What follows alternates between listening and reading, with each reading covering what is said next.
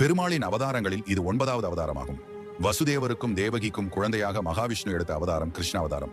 இந்த அவதாரத்தில் கண்டவர் தம் மனதை கவரும் அழகுடன் கோபியர் கொஞ்சும் ரமணனாக விளங்கினார். கண்ணனை கொன்றும் பஞ்சபாண்டவரை காத்தும் தர்மத்தை நிலைநாட்டினார்.